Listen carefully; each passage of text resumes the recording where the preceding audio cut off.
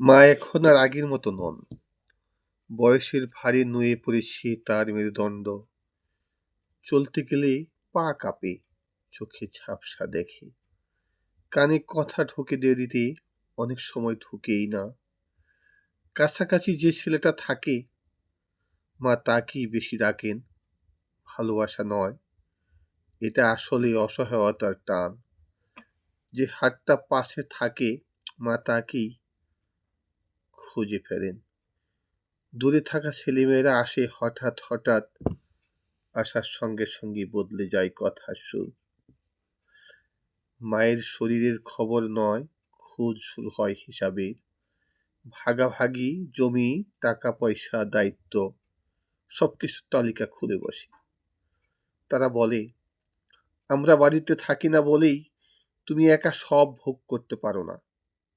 কিন্তু কেউ বলে না, তুমি একা রাত জাগো কেন? মায়ের অসুখের জন্য তুমি কেন অত দৌড়াদৌড়ি করো? কথা কাটাকাটি বাড়ে, শব্দ উঁচু হয়ে আসে। মা কিছুই ঠিক বুঝে উঠতে পারে না, শুধু বুকের ভেতর কেঁপে ওঠে ভয়। তিনি ভাবেন, আমি কি বোঝা হয়ে গেলাম? একসময় সবাই রেগে গিয়ে সরে দাঁড়ায়, দূরে চলে যায়, আর মাঝখানে পড়ে থাকে মা। ভাঙা কণ্ঠ, ভেজা চোখ, নিঃশব্দ কান্না। ভাগের অঙ্কে সবাই চায় সমান হিস্সা, কিন্তু মায়ের ভালোবাসা তো কখনো ভাগ হয় না। তিনি কাউকে কম দেননি কখনো, তবু শেষে তিনিই হন সবচেয়ে একা।